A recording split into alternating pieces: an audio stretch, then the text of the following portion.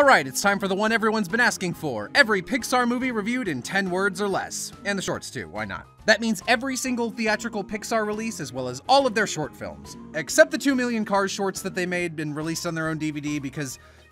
Look, I'll be real, I didn't want to watch those, okay? I watched the 2 that came out on the Pixar Short Films collection. That's fine, that's more than enough. Normally, this is where I give a rundown of my positive-negative review system, but pretty much everything on this list is positive, so instead, I'm gonna quickly talk about what each number means, because some of these videos people comment like, well, hey, you gave it a 6? What, you didn't like it? Like, whoa, hang on there, buddy. A 6 out of 10 is not an F. I'm not the American educational system. A 6 is above average. A 1 is a garbage movie that nobody should ever see. It is boring as sin and it hurts to watch. There is nothing of value to be gained from seeing it. 2 is slightly less terrible. Maybe there were a few redeeming jokes or that one character you liked that kept it from being a 1, but it's still very painful. 3 is the same way, but it no longer physically hurts to sit through the movie. This is the rating you give a film when you're actively checking the video bar over and over again to see how long you have left until the ending. 4 is mediocre.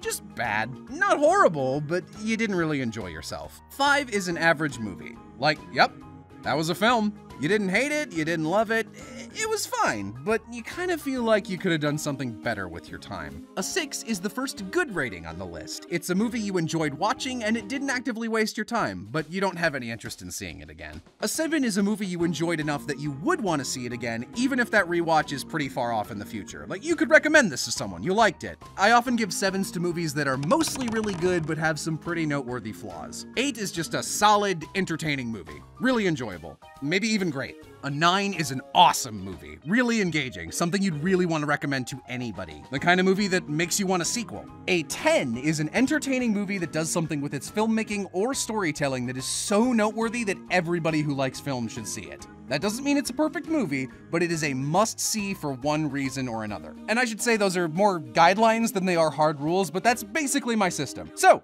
now that we're all on the same page, it's time to review every Pixar movie in 10 words or less.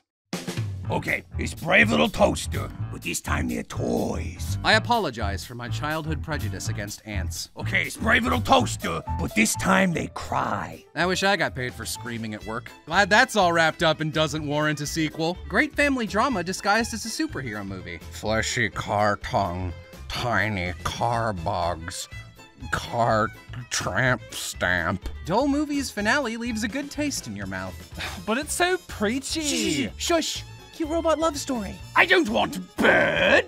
Wait, yes I do. Okay, Brave Little Toaster, but this time 2 cries. I want to make a spy movie. No, you make cars. Mother Bear. Animal House? More like Monster House. More like Monster House. Oh no, not Booper the elephant. Western dinosaur dog movie. Well, you heard the darts. More like Finding Dory. Oh God. More like Monster House. Hey, can we make a good Cars movie? Fine. 1. Recuérdame, no llores por favor, perdóname, ya estoy llorando. All right, that's all the movies. All we have left to do are the shorts, and it's a little too easy to rank a short film in 10 words or less, so how about we challenge ourselves and do it in 5 words or less? 1984 was a rough year. A real ball buster. Hey, this looks all right. Nice 90s bowling alley wallpaper. It's just me, but 70. I can't believe Mike's dead. Did Illumination make this? My favorite flaming baby movie. Double Treble. Nice Fallout music. Nice lighting effects test. Nice rat education fever dream. Now you're thinking with portals. Oh no, more cute robots! DVD extra. Bad DVD extra. Hey, Stork Steam. Bad news. Really clever visuals and sound effects. Okay, this time it's Moana. Okay, this time it's McDonald's. Have you bought planes yet? Pixar makes the DreamWorks logo. I like John Michael Higgins. Make a TV show already. Brave lore. More like bore. That's some interesting slow-mo. Filling my water with volcanicity. Incredibles 2 looks neat. Inside Out is mediocre. Oh, they're so cute. I teared up a little.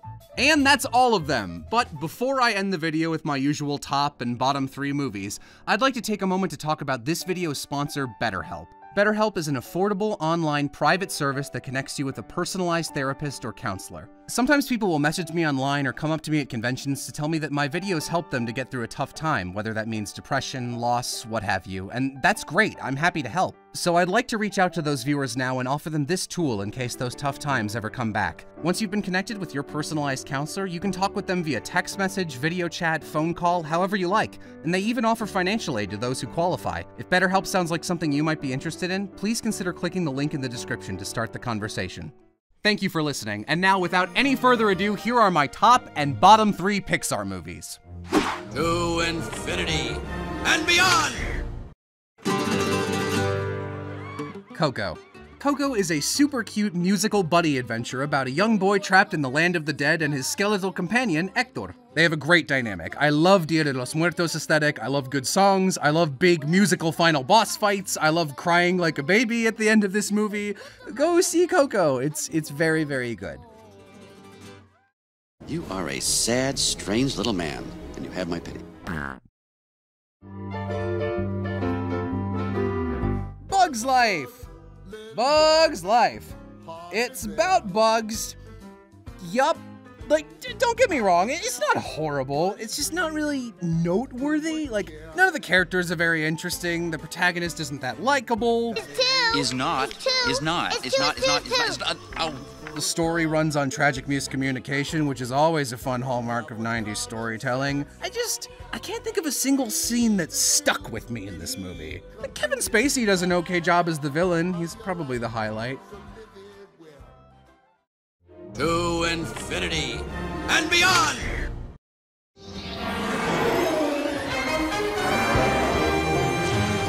The Incredibles.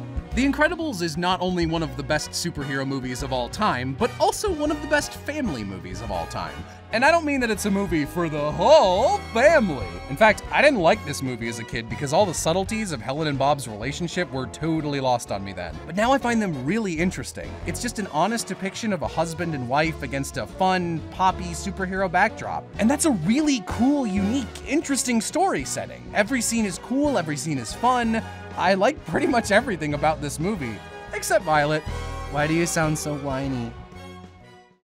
You are a sad, strange little man, and you have my pity.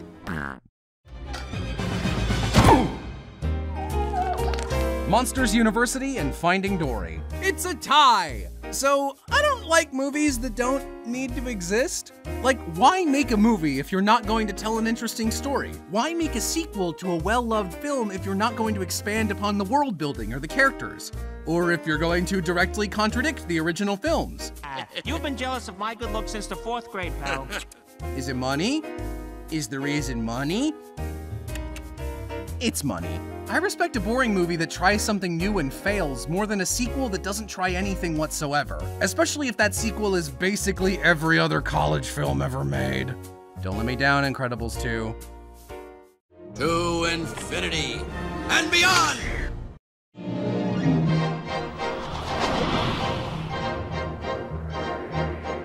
WALL-E. Some people don't like WALL-E because they say it's too preachy with its environmentalism or because they don't like the human characters. And while I admit it doesn't handle those things perfectly, WALL-E isn't really about that. At its core, WALL-E is a love story. It's a cute love story between 2 robots in space, and most of the film is told without speaking a single word. And that's incredible! This film is a monument to show don't tell. It's gorgeous, it's cute, it's moving, and I think there's something to be said for a movie that injects so much humanity into its robot characters. Also, Define Dancing, it's one of the best scenes in film. Not just animation. Film. You are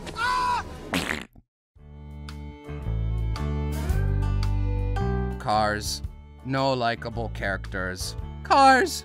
Why are they cars? How does them being cars service the story? What are the car rules? Oh, they locked themselves because they were scared? What are they locking?